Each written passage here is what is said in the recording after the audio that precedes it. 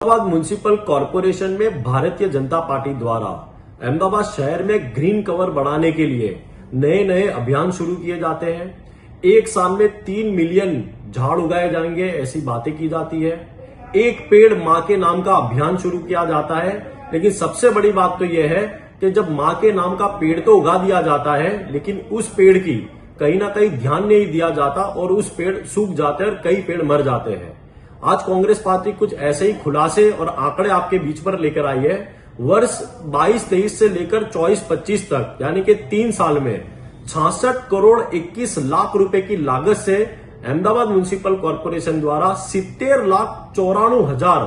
पेड़ उगाए गए थे, जिसमें से सिर्फ 46,11,000 पेड़ उग पाए यानी सर्वाइव कर पाए और 24,83,000 पेड़ अहमदाबाद शहर में सूख चुके थे यानी कि मर चुके थे। एक तरफ बड़े बड़े नारे लगाए जाते हैं,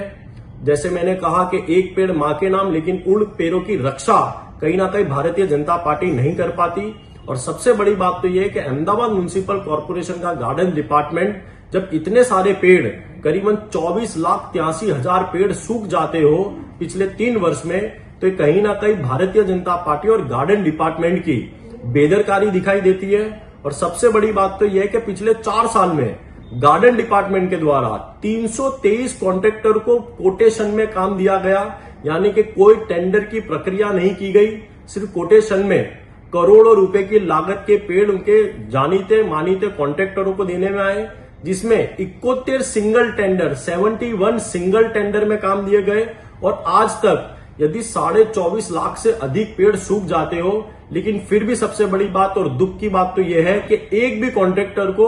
भारतीय जनता पार्टी और अहमदाबाद म्युनिसिपल कॉरपोरेशन द्वारा आज तक गार्डन डिपार्टमेंट में ब्लैकलिस्ट नहीं किया गया है। कांग्रेस पार्टी का यह मानना है कि अहमदाबाद शहर में ग्रीन कवर बढ़ाने के लिए जो एक वर्ष में 3 मिलियन झाड़ उगाने के लिए बड़े बड़े नारे लिए गए, बड़े बड़े वादे किए गए, लेकिन वास्तविकता तो यह है कि अधिक से अधिक पेड़ जो झाड़ उगाए जाते हैं, जो पेड़ उगाए जाते हैं, उन पौधों का सर्वाइवल जो रेट है वो कहीं ना कहीं भारतीय जनता पार्टी उसे मेंटेन नहीं कर पाती है।